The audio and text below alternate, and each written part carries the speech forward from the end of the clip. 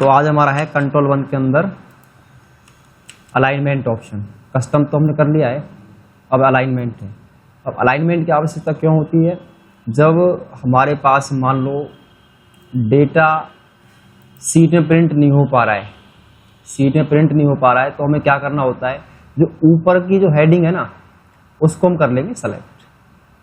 कई बार क्या होता है कि जैसे यहाँ एम्प्लॉय कोड लिखा हुआ है, आप देखो ये काफ़ी थोड़ी जगह ज़्यादा जो विड्थ है ज़्यादा घेर रहा है, तो हम क्या करते हैं, कई बार जब अलाइनमेंट देने की आवश्यकता होती है तो हम क्या करेंगे, इसे सेलेक्ट करके और कंट्रोल 1 पे जाएंगे। और वो डिपेंड करता है कि डेटा हम किस तरह का हैंडल कर रहे हैं, और इसको हम क्या करेंगे, इसे मैं 90 डिग्री पे क्या है अलाइन कर देता हूँ। ओके कर दीजिए, तो आपका डेटा ये इस तरीके से अलाइनमेंट हो जाएगा। और काफ़ी प्रोजेक्ट मैंने देखे गवर्नमेंट के, उनमें क्या है कि वहाँ अलाइनमेंट का ये ऑप्शन चलता है, बहुत ज़्यादा यूज में आता है, क्योंकि वहाँ पे ना डेट होती है ऊपर। अब डेट को ऐसे लिखते हैं तो वहाँ जैसे 0 1 2 3 ऐसे लिखा हुआ है। जैसे मान लो मैं यहाँ पे एक डेट का कॉलम ऐड कर देता हूँ, इधर भाई आपने डेट का कॉलम ऐड कर दिया, ठीक है। और डेट जो है मैंने कंट्रोल सेमीकोलन से ऐसे राइट कर दिया। मान लो ये डेट ऐसे होती, इस एंगल पे होती डेट हमारी, ये अगर मैं इसे 0 कर देता हूँ तो ये देखो जगह काफ़ी, मतलब जगह जो है ना काफ़ी गिरेगी इससे हमारी, काफ़ी ये डेटा को क्या है, यहाँ पर हमारा डेटा जो प्रिंट नहीं हो पा सकता। तो इसको ना हम जैसे मान लो यहाँ कुछ यूनिट्स हैं, नीचे यूनिट है 20, ये कुछ यूनिट्स हैं। अब इन यूनिट को हम कर देते हैं रिपीट। तो आप देख रहे हो नीचे जो ये जो डेटा है तो जगह ले रहा है थोड़ी सी कम, 0 8 5 हटा दीजिए। ये तो ले रहे हैं जगह, जो ये पॉइंट्स हैं यूनिट्स हैं इनमें तो जगह कम है स्पेस पर, ऊपर से इसकी जो विड्थ है वो ज़्यादा है, तो इसीलिए हम इसको अलाइनमेंट देते हैं। अब देखो अलाइनमेंट देने के लिए वही कंट्रोल 1 और इसे ना क्या करो 90 डिग्री पर अलाइन कर दो यहाँ से, तो पूरा जो डेटा है वो अलाइन हो जाएगा। अब देखिए ये इसको हम प्रॉपर और कम जगह में डेटा को लाने के लिए क्या करेंगे, इसको ना ऊपर से सेलेक्ट कर लो। ऊपर से सेलेक्ट करने के बाद ना हम क्या करेंगे, एक किसी भी कॉलम पे डबल क्लिक कर देंगे ताकि ये ना सारे ऑटो फिट हो जाएंगे। जितना कंटेंट लिख रहा है ना उसके हिसाब से क्या है ऑटो फिट कंटेंट हो जाएगा। देखो मैं डबल क्लिक करूंगा इस पे, तो देखिए जो डेटा पहले इतने जगह जो वहाँ पे घेर रहा था पेज के अंदर, जो डेटा प्रिंट नहीं हो पा रहा था प्रॉपर ढंग से, हमने ना उसे क्या करा, डबल क्लिक करके पूरा जो डेटा है ना वो इसमें अरेंज हो गया है। इसीलिए हमें अलाइनमेंट की आवश्यकता होती है। अब इसको हमें जैसे मान लो सेंटर में करना है, सेंटर में करने के लिए देखो अलाइनमेंट का ऑप्शन वैसे ऊपर भी दिखा रखे हैं हमें, आप इस पर भी क्लिक करके और इसे इस तरह सेंटर में ले सकते हो। देखो ये ऑप्शन हम इसी के लिए दे रखे हैं यहाँ पे, इससे हम क्या इसको अलाइनमेंट प्रॉपर दे पाएंगे। अब मान लो अलाइनमेंट जब मैं इसका प्रिंट निकालूंगा कंट्रोल P करके, तो आप देखेंगे यहाँ पे आपका पूरा डेटा आ गया होगा, परंतु यहाँ प्रॉब्लम क्या है, पर यहाँ बॉर्डर नहीं आ रहे हैं। समस्या तुम्हारे सामने यह है कि बॉर्डर नहीं आ रहा है, तो क्या करेंगे हम इस सीट को हम जो है ना बॉर्डर अप्लाई करेंगे ताकि जो मेरा डेटा है वो प्रिंट होके प्रॉपर निकल के आए। सबसे पहले हम कर लेंगे इसे सेलेक्ट, कंट्रोल 1 पे जाएंगे और यहाँ अगला जो ऑप्शन है फॉन्ट के बाद बॉर्डर का होता है। अब बॉर्डर आउटसाइड भी लेना होगा मुझे और इनसाइड भी, और इसे ओके कर दीजिए। देखिए यहाँ पे ना बॉर्डर आ गया है। आप चाहते हैं अपनी टेबल पे बॉर्डर अप्लाई करना है तो हम क्या करेंगे, इसको कर लेंगे सेलेक्ट, ठीक है, और कंट्रोल 1 क्लिक करके क्या करेंगे, इनसाइड आउटसाइड और इनसाइड बॉर्डर अप्लाई कर देंगे। तो जब इसका हम प्रिंट निकालेंगे तो बिल्कुल अच्छा प्रिंट आपको दिखाई देगा यहाँ पे। तो इससे आप आसानी से ना प्रिंटिंग पर्पज के लिए ही हम अलाइनमेंट ऑप्शन का यूज करते हैं, ताकि जो ज़्यादा स्पेस हमारे डेटा में जो ज़्यादा स्पेस आ रहा है उसको कम करने के लिए हम अलाइनमेंट ऑप्शन का प्रयोग करते हैं। अब मानो अलाइनमेंट कई बार ना ऐसे भी देना होता है, जैसे हम इसे 45 डिग्री पर अलाइनमेंट कर देंगे। भाई कंट्रोल 1 पे गए और सीधा अलाइन पे आए और अलाइनमेंट से हमने क्या करा, इसे 45 डिग्री पे मैंने अलाइनमेंट दे दिया। इस तरीके से कुछ सीट ऐसे बनानी होती है। आप कहेंगे ये डॉट डॉट की जो लाइन है ये क्यों दिख रही है हमें, इसका रीज़न ये है कि आपका जो पेज का जो प्रिंट है ना वो यहीं तक निकलेगा, उससे ज़्यादा प्रिंट नहीं कर सकते। इसमें जो डेटा है ना, जो प्रिंटिंग आएगी निकल के यहाँ तक आएगी, उस आई तक, इसके बाद वो डेटा नहीं लेगा। अगर मान लो इसके बाद कुछ कॉलम होते ना तो आपका डेटा प्रिंट होकर नहीं आता। मैं कंट्रोल Z से बैक कर रहा हूँ, इन्हें थोड़ा स्पेस बढ़ा देता हूँ। मैं सेलेक्ट करा हमने सभी को ऊपर से और हल्का सा ना एक में स्पेस बढ़ा दो, तो देखिए एक साथ सब में बढ़ गया। थोड़ा सा कम करता हूँ मैं, आप देखेंगे यहाँ प्रिंटिंग का जो ऑप्शन है ये लाइन यहाँ आ रही है। इसका मतलब क्या है कि जो प्रिंटिंग आएगी ना हमारी निकल के वो यहाँ तक निकलेगी, ये डेटा छूट जाएगा। अब देखिए कंट्रोल P कीजिए, तो कंट्रोल P जब करोगे तो देखो यहाँ पे 2 सीट में आ रहा है डेटा, प्रोडक्ट आ रहा है और एक इस पर क्लिक करेंगे आगे, बाकी डेटा जो बच रहा है पीछे वाला, हमारे 3 कॉलम जो बच गए थे, आधार नंबर और ब्रांच वाला और डेट वाला, वो हमें यहाँ पे क्या है दिखाई दे रहे हैं।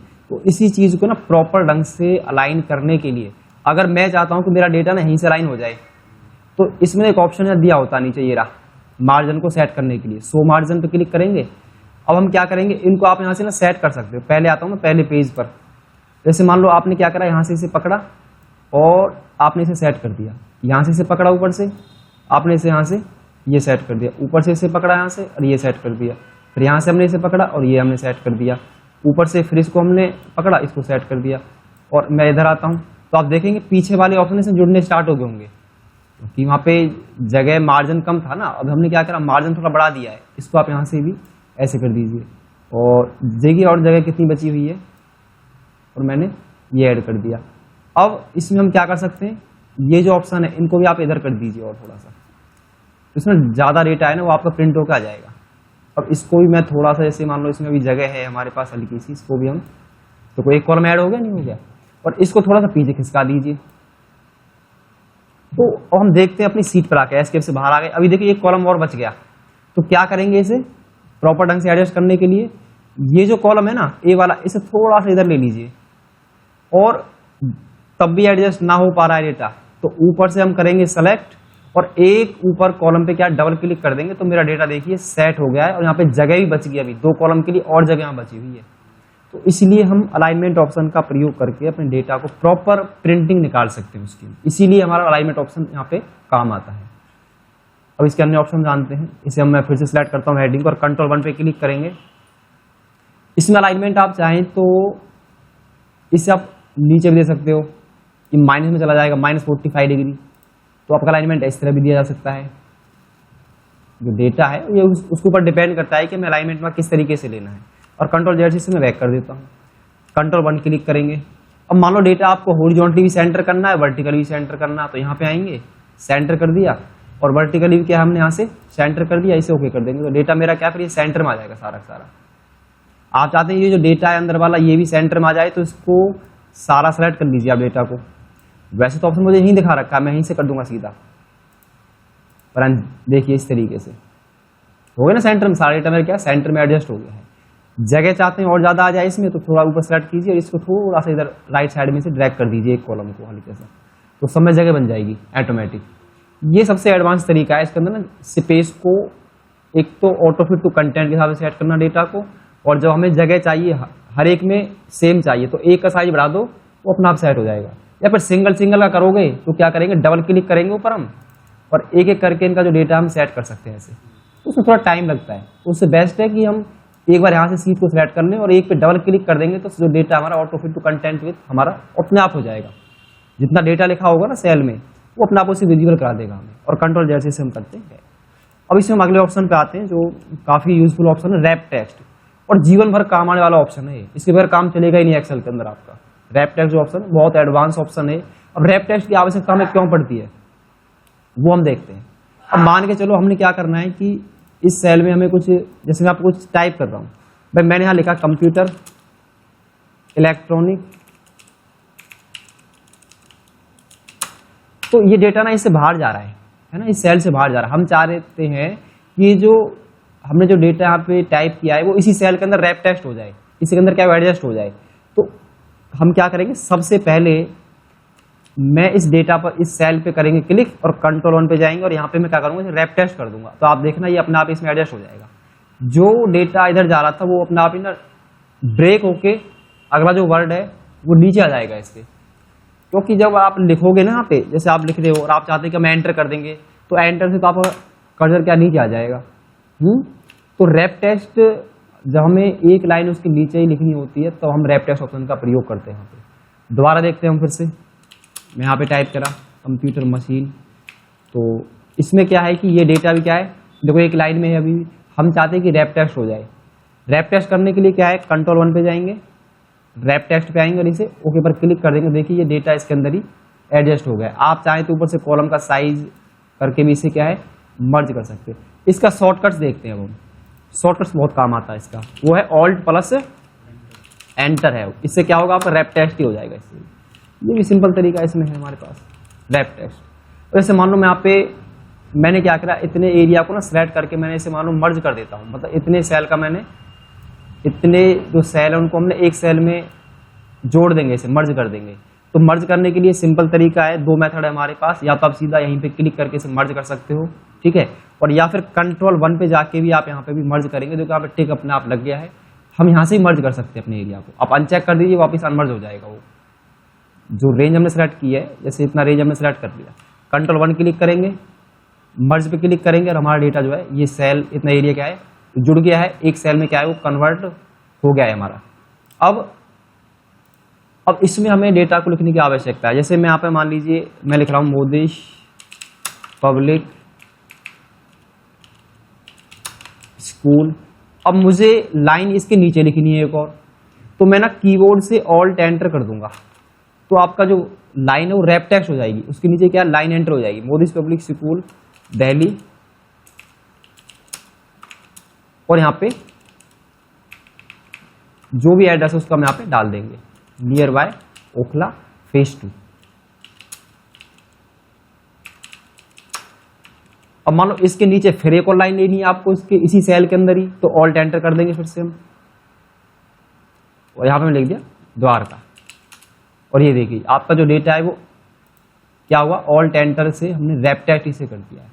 अगर मैं रैप टेक्स्ट नहीं करता तो आप इस तरह से ना किसी भी सेल में अपना डेटा को लाइन के नीचे लाइन आप राइट नहीं कर सकते, खासकर एक्सेल में।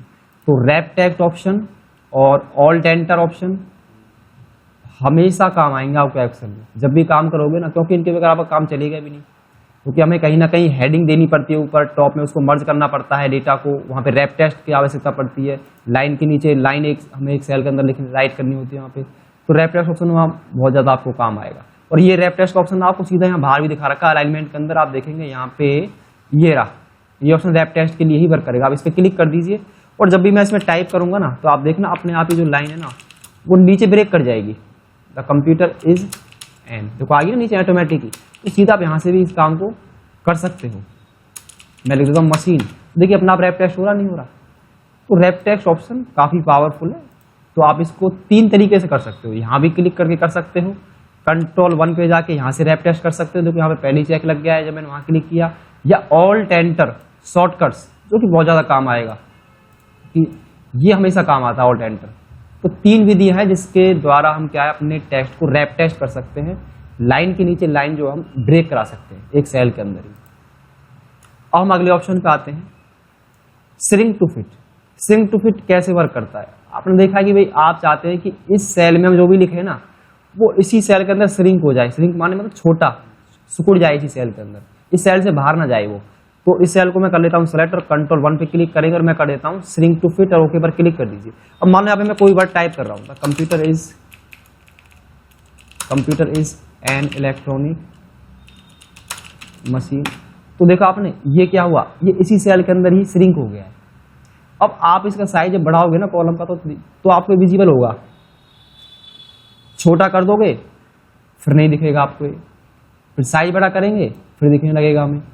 अब क्या डबल क्लिक कीजिए इस पर, तो आपका ना पूरा जो डेटा आपने इसमें राइट कर रखा, जो श्रिंक टू फिट जो सेल है उस पर आप डबल क्लिक करके देख सकते हो कि इसके अंदर हमने क्या टाइप कर रखा है। वैसे इस ऑप्शन की वैसे बहुत ही कम आवश्यकता होगी हमें प्रैक्टिकल लाइफ में, तो इसका बहुत कम यूज करते हैं हम खासकर एक्सेल के अंदर। अगला ऑप्शन देखते हैं, अगला option merge cell. Merge cell मैंने आपको बताया कि जब आप इस रेंज को सेलेक्ट कर लेंगे, जैसे हमने क्या है इस रेंज को यहाँ से सेलेक्ट कर लिया और कंट्रोल 1 पे जाके मैंने इसे मर्ज कर दिया। अब एक कमाल की चीज़ देखना है, इसमें बहुत बेहतरीन ऑप्शन है। अब देखना मैं क्या करूंगा, मान लो ये जो डेटा है इसको मुझे कॉपी करके यहाँ पेस्ट करना है, कंट्रोल V से मैंने क्या कर दिया पेस्ट हो गया। ये तो आसान है पेस्ट कर पाना, बट अब मान लो आपने डेटा इंटरनेट से लिया या आपने वर्ड से कोई डेटा यहाँ कॉपी पेस्ट कर रहे हो उसे, मैंने यहाँ एक रैंड कमांड लिख देता हूं मैं। तो आपने क्या करा, आप चाहते हैं कि ये जो पैराग्राफ है ना यहाँ तक इसे आपने कॉपी कर लिया और आप इसे एक्सेल में पेस्ट करना चाह रहे हो, कंट्रोल V कीजिए, तो आप इस डेटा को डायरेक्टली पेस्ट नहीं कर सकते, ये पेस्ट नहीं होगा आपसे ऐसे, क्योंकि एक्सेल का डेटा एक्सेल की सीट में हो जाएगा, पर बाहर से कॉपी किया हुआ डेटा यदि एक्सेल में पेस्ट करना चाहते हो तो वही मर्ज सेल के अंदर, वैसे तो मैं किसी सेल पे क्लिक करके कर दूंगा उसे पेस्ट यहाँ पे आ जाएगा, परंतु आपने यदि कोई एरिया मर्ज कर रखा है और डेटा बाहर से कॉपी करके यहाँ पेस्ट करना चाह रहे हो तो वो इसमें नहीं आएगा फिर। और देखो मैं कंट्रोल V कर रहा हूँ, इधर इधर नहीं आ रहा है, और वैसे क्या है मैं बाहर जब क्लिक कर रहा हूँ इधर और यहाँ पेस्ट हो रहा है, यहाँ पेस्ट हो रहा है। ऐसा क्यों? तो इस तरह जब भी आपको डेटा पेस्ट करना पड़ जाए ना मर्ज एरिया में, तो आप डबल क्लिक कीजिए, पहले सेल को एडिट मोड में लाइए, यानी कि डबल क्लिक करेंगे। अब मेरा कर्सर क्या एडिट मोड में आ गया, अब मैं कंट्रोल V कर दूंगा तो मेरा जो डेटा इसमें पेस्ट हो जाएगा। पर अभी भी डेटा क्या है रैप टेक्स्ट नहीं हुआ है, तो उसको करने के लिए ना पूरा डेटा दिखाने के लिए क्या करना होगा आपको आना है अलाइनमेंट ऑप्शन पर, यहाँ पे रैप टेक्स्ट कर दीजिए और आप देखेंगे यहाँ पे जो डेटा आपने उस सीट से जो डेटा कॉपी करा है ना वो आपकी सीट में आ जाएगा इधर। अब इसका मैं साइज थोड़ा बढ़ा देता हूँ और इसको थोड़ा मैं क्या इसकी हाइट को थोड़ा ज़्यादा कर देंगे ताकि जो मेरा सारा जो डेटा है वो मेरे इस सेल के अंदर आ जाए। तो देखिए इस तरीके से हमारा जो डेटा है वो आसानी से आ जाएगा। ये जो कंसेप्ट है ये काफ़ी महत्वपूर्ण पॉइंट है कि अगर आप कोई डेटा आप इंटरनेट के माध्यम से अपने एक्सेल सेल में पेस्ट कर रहे हो, नॉर्मली तो किसी भी सेल पे क्लिक करके आप उसे पेस्ट कर सकते हो, पर बट जब आप मर्ज एरिया में जब डेटा को पेस्ट करोगे ना तो पहले वहाँ डबल क्लिक कीजिए माउस की लेफ्ट बटन के द्वारा, यानी सेल को पहले एडिट मोड में लाओ। जब आपका कर्सर इस तरह बिलिंग करने लगे तो आप कंट्रोल V वहाँ कर देना, तो आपका जो डेटा है वो यहाँ आ जाएगा। और जब ये डेटा लाइन आगे जाए तो क्या करना है, इसे रैप टेस्ट जरूर कर देना। जैसे मैं अब रैप टेस्ट कर रहा हूँ तो मेरा डेटा तभी आ पा रहा है इधर। तो इस तरीके से आप इस ऑप्शन का भी प्रयोग करेंगे, तो ध्यान रखेंगे कि किस तरीके से हम मर्ज सेल में बाहर से डेटा को कैसे उसको पेस्ट किया जाता है, बाहर से जब फाइल से डेटा लाते हैं तब। आगे देखते हैं इसमें हमारे ये ऑप्शन हो गए सारे अलाइनमेंट वाले हमने सारे कर लिए इसके अंदर। अब आता है फॉन्ट। फॉन्ट के अंदर क्या है कि जैसे आपको स्ट्राइक थ्रू करना है। अब मान लीजिए कोई वर्ड आपने किसी की फाइल चेक करी है और उस फाइल में क्या है कि कोई वर्ड आप इसमें गलत है, गलत राइट हुआ पड़ा है पहले से ही, तो आप लोग उसे डबल क्लिक करके ना पहले सेलेक्ट कर लीजिए जो आपको स्ट्राइक करनी है। कंट्रोल 1 पे क्लिक करेंगे और यहाँ पे क्या है मैं स्ट्राइक पे क्लिक कर दूंगा तो आप देखेंगे ये वर्ड इस तरह क्रॉस लग जाएगा इस पर। मतलब ये मिस्टेक को इंडिकेट कराने के लिए इस चीज का हम स्ट्राइक का यूज करते हैं। मैं दोबारा क्लिक करूंगा और इसको ना मैं क्या करूंगा सेलेक्ट करके पहले ना फॉन्ट जो कलर है वो हम रेड कर देंगे इसे। रेड आपको पता है कि गलत उस चीज को क्या है इंडिकेट कर देता है इस तरीके से। तो आपका क्या यहाँ पे जो है गलत जो वर्ड टाइप हो गया है उसको आप क्या यहाँ पे आसानी से इंडिकेट करा सकते हो इजी तरीके से। तो इसलिए हम क्या यहाँ पे स्ट्राइक का यूज करते हैं। फिर उसमें आगे देखते हैं अगला जो ऑप्शन हमारे पास है वो है सुपरस्क्रिप्ट और सबस्क्रिप्ट। ये ऑप्शन ना कंट्रोल 1 के अंदर ही मिलेंगे आपको, सुपरस्क्रिप्ट हो या सबस्क्रिप्ट हो, और ये ऑप्शन यहाँ नहीं मिलेंगे आपको वर्ड की तरह बाहर। अब जैसे मान के चलो आपके पास यहाँ 12th है, अब 12th क्लास आपको मतलब 12th है 10th है इस तरह आपको यहाँ पे क्या है एक परफॉर्मा तैयार करना है। मान लो 12th के बच्चे हैं सारे, तो क्या करेंगे ये जो है ना TH है इसको आप क्या करें यहाँ पे सिलेक्ट कर लो। ठीक है, सिलेक्ट करने के बाद क्या करना है कंट्रोल 1 पे क्लिक कीजिए और यहाँ पे इसे कर दीजिए सुपरस्क्रिप्ट पे क्लिक कर ओके कर दीजिए। तो देखना ये पावर ऊपर लग जाएगी इस तरीके से। परंतु इसको ना अभी मैं जोड़ूंगा इनको आपस में, इनको मैं आपस में जोड़ूंगा। अगर मान लो मैं इनको सिलेक्ट करके मैं इनको बॉर्डर दे देता हूँ, कंट्रोल पे जाके मैंने दे दिया बॉर्डर, तो इन पे तो ये जब प्रिंट देखेंगे ना इसका तो हमें सही दिखाई नहीं देगा प्रिंट। देख रहे हो ना यहाँ पे प्रिंट सही नहीं आ रहा है। तो इनको हम जोड़ेंगे आपस में कैसे, तो इनको ना एक बार सेलेक्ट करके यहाँ कंट्रोल 1 पे जाके एक फिल ऑप्शन होता है, फिल में क्या आपको व्हाइट क्लिक कर देना है और ओके कर दीजिए। और फिर इसके बॉर्डर को मैं हटाऊंगा अभी, कौन सी लाइन 20 की लाइन को क्या हटा देता हूँ यहाँ से कंट्रोल 1, तो बॉर्डर पे आएंगे और जो 20 की लाइन है इसे हटा दीजिए। ऐसे रखेंगे हम और ओके कर दीजिए। आप देखेंगे यहाँ पर एक 12th आपको इस तरह दिखाई देगा, ऐसा लगेगा जैसे ये एक सेल में जुड़ गया है सारा सारा। अगर मैं इसको अन्य जगह कॉपी कर देता हूँ इधर साइड में क्योंकि यहाँ जगह नहीं है, मानो मैंने इसे यहाँ पेस्ट कर लिया है। अब इसके साइज को ना आप छोटा कर दीजिए ऊपर से और इसको भी ऊपर से छोटा कर दीजिए। तो पीछे से हम इधर करते हैं ऐसे देखो हो गया ना। तो ये डेटा हमारा क्या प्रॉपर फिर अरेंज हो जाएगा इस तरीके से। समझ में आया कंसेप्ट, मतलब कैसे कैसे क्या, एक बार दोबारा देखो फिर से। जैसे मान लो आपके पास में 10th क्लास है, कोई सेल्सियस है 30 डिग्री 40 डिग्री 50 डिग्री, अब हम डिग्री की बात करते हैं। तो यहाँ पे इसको नीचे में ड्रैग कर देता हूँ। अब मान लो आपको डिग्रियां लगानी है, सेल्सियस लगाना है ऊपर, तो क्या करेंगे यहाँ पे ना आपको ओ प्रेस करना है, ओ प्रेस करना है इधर और इसको नीचे क्या है ड्रैग कर दीजिए। अब क्या करेंगे कंट्रोल 1 पे जाएंगे हम, फॉन्ट ऑप्शन पे आएंगे और यहाँ क्या करेंगे सुपरस्क्रिप्ट पे हम क्लिक कर देंगे, ओके कर दीजिए। अब दोबारा से इसको करना है आपको सेलेक्ट, फिर से क्या करना है कंट्रोल 1 पे जाना है, फिल ऑप्शन पे आना है और फिल पे जाने के बाद इसे व्हाइट कर दीजिए। व्हाइट करने के बाद आपको आना है बॉर्डर पे, बॉर्डर ले लीजिए और बीच वाला जो है ये हटा दीजिए, इसे ओके कर दीजिए। आप देखेंगे आपको ऐसा लगेगा जैसे एक सेल में जुड़ के ये रेडी हो गया है। तो इस तरीके से हम इन ऑप्शनों का प्रयोग करके जब हमें कोई सेल्सियस बनाना है, डिग्री लगानी है, पावर चढ़ानी है, तो हम इस ऑप्शन का प्रयोग करके ना आसानी से उसको हम रिकवर कर सकते हैं। अब मान लो आपको बेस में कोई फॉर्मूला बनाना है H2O, भाई आपने H2O बनाना चाहते हैं, तो क्या करेंगे हम यहाँ पे O प्रेस कीजिए, तो इस पे ना डबल क्लिक करो और इसको कर लो सेलेक्ट 2 को, सिर्फ 2 को सेलेक्ट करना है, या तो इसे सेलेक्ट कर लो शिफ्ट और एरो से या फिर माउस के द्वारा कर सकते हो। अब देखना मैं जैसे ही कंट्रोल 1 क्लिक करूंगा ना तो एक ही ऑप्शन खुलेगा बस फॉन्ट का ओनली, बाकी नहीं खुलेंगे। अब क्यों? क्योंकि अब फॉन्ट पे ही तो काम कर रहा हूं मैं सिर्फ। अब मुझे इस मान लो बेस में चढ़ाना है, सब्सक्रिप्ट करना है इसको, तो हम यहाँ पे क्लिक करके क्या करेंगे, इसे ओके कर देंगे तो आप देखेंगे ये नीचे आ गया होगा H2O।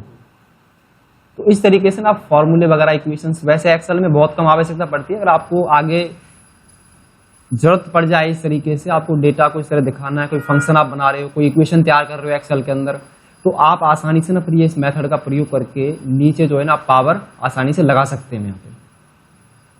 तो ये मेथड हमारा वहाँ पे बहुत जबरदस्त काम करेगा। अब हम बात करते हैं, एक रिमार्क्स ऑप्शन होता है, देखा है आपने रिमार्क्स, ये बताना है आपको कि ये चेक क्लियर हुआ है या नहीं हुआ है। बड़ा अमेजिंग ऑप्शन है, इसके अंदर बहुत काम आता है रिमार्क्स। अब रिमार्क्स में है ना आपको लिखना कैपिटल लेटर में P, और पिछली क्लास में कराया था आपको ये, और कैपिटल लेटर में Q। ये राइट और क्रॉस के लिए इनका यूज करते हैं हम। इनको क्या करो, दोनों को सेलेक्ट करके नीचे आप ड्रैग कर दीजिए, ठीक है। तो आपको ना क्या करना, फॉन्ट पे आना है। इधर फॉन्ट पे जाने के बाद इसमें क्या होता है, हमारे पास एक ऑप्शन है सबसे लास्ट में, इसको ड्रैग कीजिए और यहाँ पे विंगडिंग्स 2 एक ऑप्शन है, आप देखेंगे यहाँ पर क्रॉस का सिंबल लग जाएगा, राइट टिक लग गया, और यहाँ पे जैसे ही आप कैपिटल लेटर P टाइप करेंगे तो अपने आप ही राइट का टिक लग जाएगा, और यहाँ क्लिक करेंगे, इससे क्या है क्रॉस का सिंबल मतलब Q से कैपिटल लेटर Q में टाइप करना है, पर कैपिटल लेटर में P टाइप करना है, कैपिटल लेटर में Q टाइप करना है, और विंगडिंग्स 2 एक फॉन्ट है वो आपको इसे अप्लाई कर देना है। तो आप देखेंगे जो आपके टेक्स्ट है ना वो इस तरीके से क्या आसानी से कन्वर्ट हो जाएंगे, वेरी इजी। तो ये ऑप्शन हमें वहाँ काम आते हैं जहाँ पे हमें क्या होता है कि जैसे हमें दिखाना है कि भाई ये चीज़ क्लियर हुई है या नहीं हुई है, वहाँ पे हमारा ये ऑप्शन काम आएगा। आया समझ में? आज की क्लास आई समझ में भाई किस तरीके से इन ऑप्शनों का हम प्रयोग करते हैं, अलाइनमेंट ऑप्शन कहाँ काम आता है।